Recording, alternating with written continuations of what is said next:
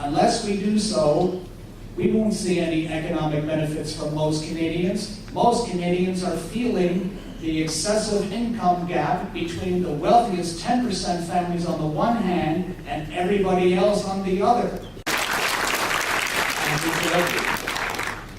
Very quickly, let me just say that it was said that this government, Conservative government, cut $3,000 for a family in terms of taxes. Yeah, they might have done that, but they added $21,000 a family in terms of debt. And I think that's important for Canadians to know. And the other issue is that, to be very clear, we got no tax increases coming from the Liberals, but we will not cut corporate taxes as was done by the Conservatives.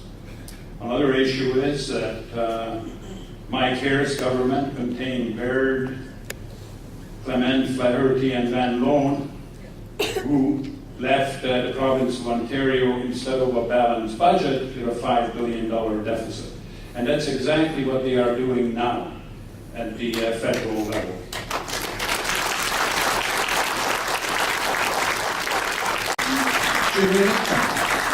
Forces within our society would like to raise the space dichotomy of either taxes or social programs. This is not true. You can tell what kind of society you have by the way it treats the most vulnerable. Like several people have already brought up, the question is, who is paying the taxes? Canada has a lower tax rate for corporations and big businesses than even the United States of America, which is like the laissez-faire capitalist country. So, you gotta ask yourself, who is going to pay for these tax cuts and who is going to be taxed? Because no matter who gets into power, the current neoliberal model that we're following specifically works to have an economic transfer from the most vulnerable communities to the rich. And that money that's being cut out of the social programs, that money that's being cut out and taken out of the mouths of single mothers to feed their children, is going to pay for the champagne and the caviar of those in power. I was trying to say from Waterloo, he didn't shoot for 9 months because they didn't have money for bullets, but they're going to spend $30 billion on aircraft. Now, another thing is healthcare. All right, the biggest cost associated with healthcare is healthcare patents, which artificially raise the cost of drugs and procedures that are patentable. We need to lower the cost of drugs, it's going to lower the cost on our systems. We need to get more generics into the system. And the reason we need to do that is because we have an aging population. We're about to pay for a ton of pensions that have been built up. And you don't think that's going to affect the deficit? You better believe it will.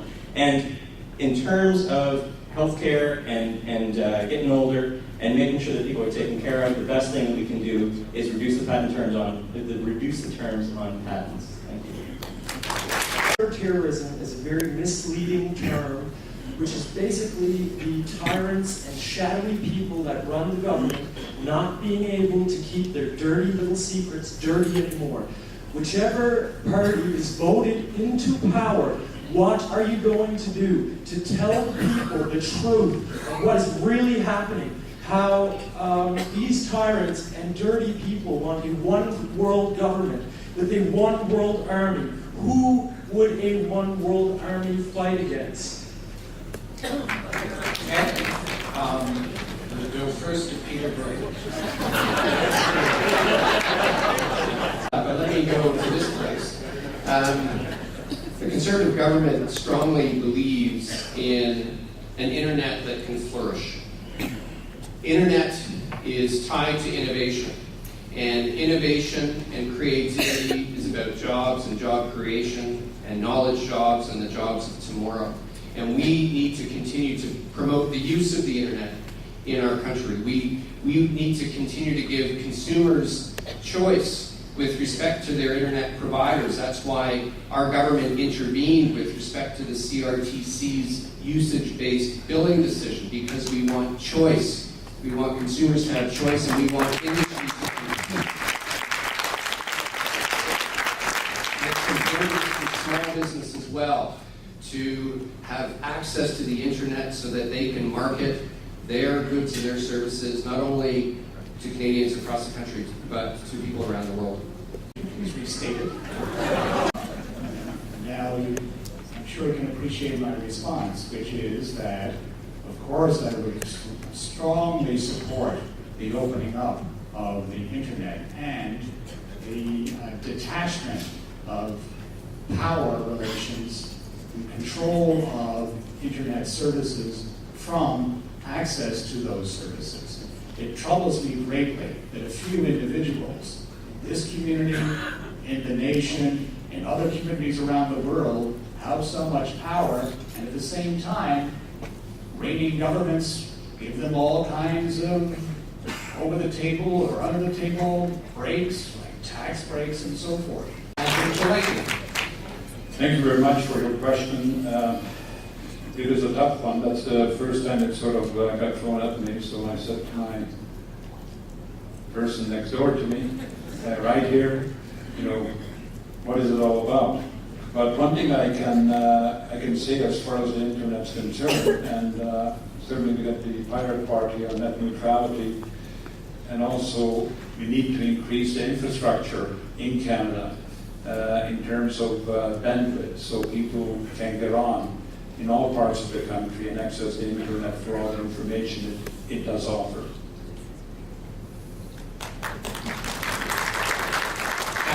The quote from the American senator made me think right away about Julian Assange and WikiLeaks.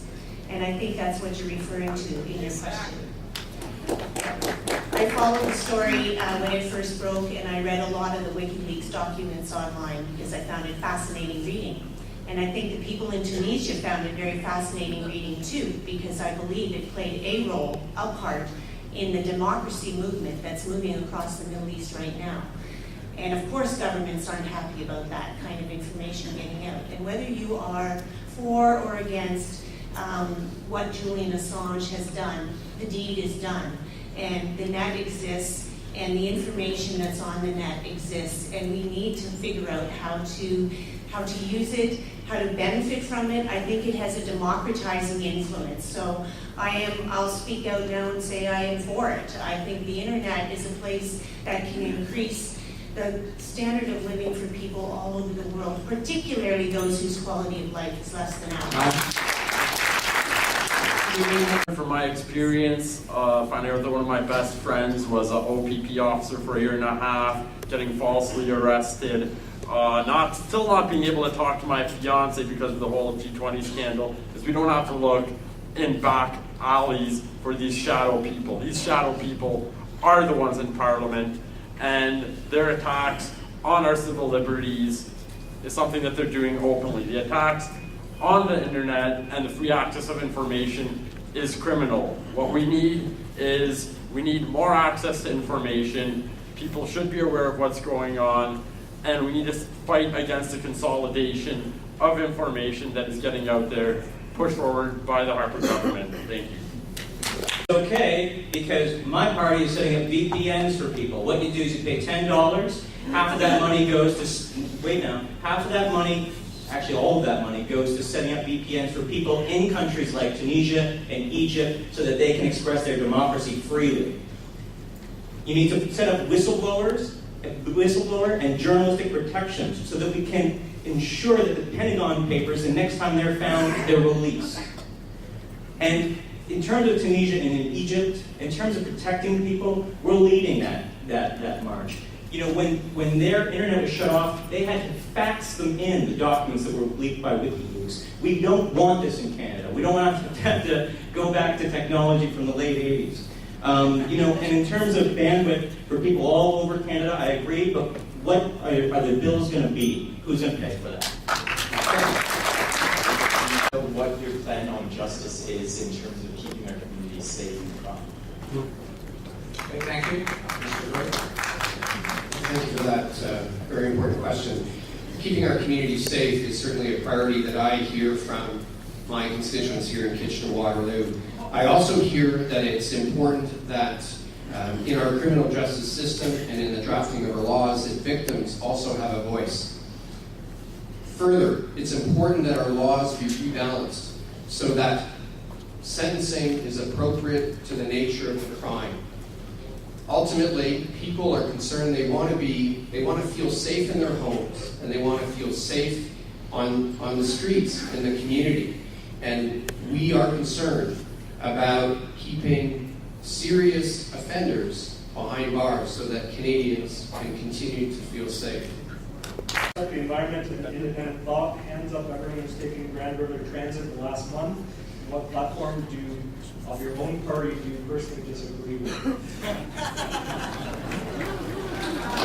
You say I bought a carbon offset for the campaign, 5 tons. I liked it so much I bought another 5 tons. I've been doing a lot of walking lately and hope to continue to do that.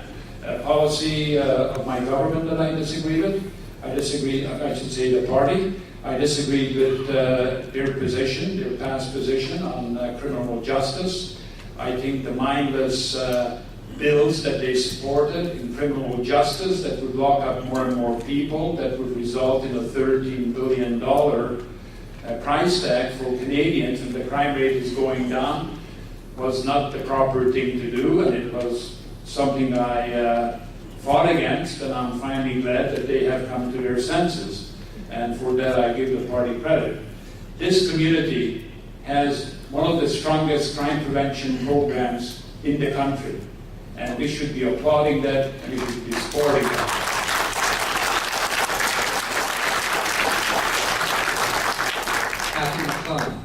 All this money for all these like special cars and stuff, and you just take the bus. In terms of the platform, I believe that the Marxist-Leninist platform is a very simple, very straightforward platform. I can't say that I disagree with anything with the platform. I believe in the idea of like creating direct democracy, letting the people themselves become the decision makers. I agree in the right of recall of candidates. I believe in the creation of an anti-war government. And I definitely believe in holding these like thieves that we call politicians accountable, because if we don't hold them accountable, they'll just keep us on robbing us. Thank you. Well, let me say it's a total disgrace that we have not got drugs to Africa that could be saving tens of thousands, no, millions of lives. And, we desperately need action on that. And I would like to have Peter Bray explain why he voted against that.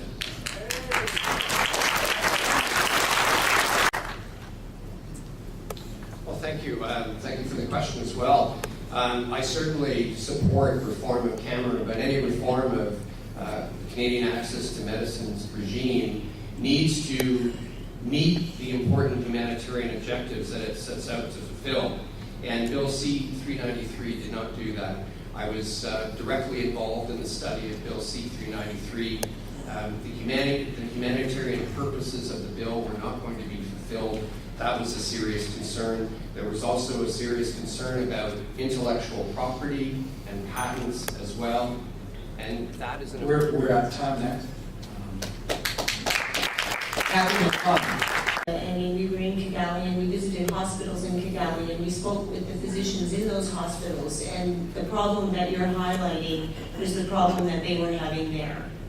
Access to medicine was a huge problem, and we saw patients unable to receive the kinds of medicines that they needed, and that was part of the problem. Of course, we want